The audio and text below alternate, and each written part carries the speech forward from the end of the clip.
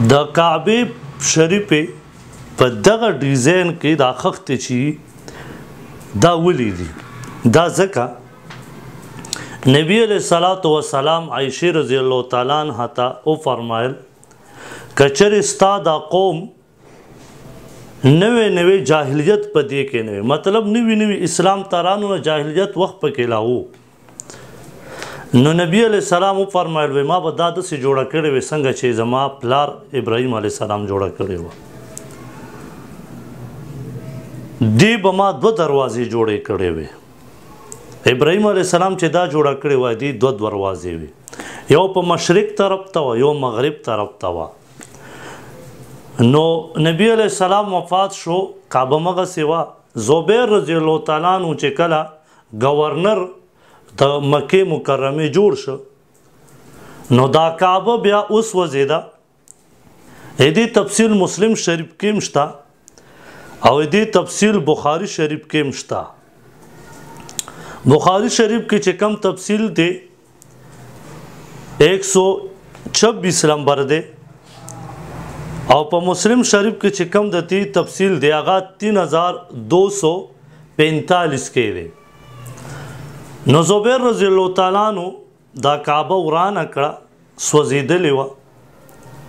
د شام والا خلق راغلي هغوی سوځولې وه نو هغه بیا ورانه کړه دوباره تعمیر یې وکړه چې جوړه کړه نو دوه ګیټه جوړ کړه وایي دا د نبي علیه السلام ارمانو و هغه ارمان یې نن زه پوره کوم نو دوه دروازې جوړې کړې یو د مشرق نه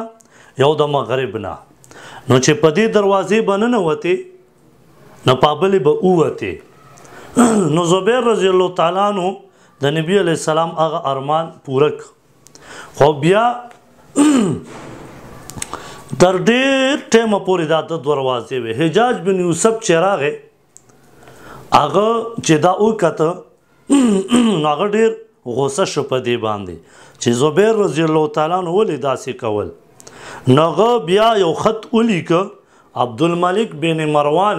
چې دا مشر و بادشاه و نو هغه ته خط ولیکه چې زبیر رضی الله تعالی عنہ مې شهید که اوس ګورنر زه شوم د مکې نو زه څه وکړم نو د بیا ورانه کړه او بیا یې مغه یوه دروازه جوړه کړه او حجاج بن یوسف وویل چې که چیرې دا کعبې ته بیا چا ګوتې ورړې نو لاس به ترې کټ کوم او مړقوم به یې ځکه ډېر ظالم ګورنر تیر شوی نو د هغې نه بعد بیا مغه یوه دروازه جوړه شوه نو دغه نشان چې دی دغه د دویمې دروازې هغه نشان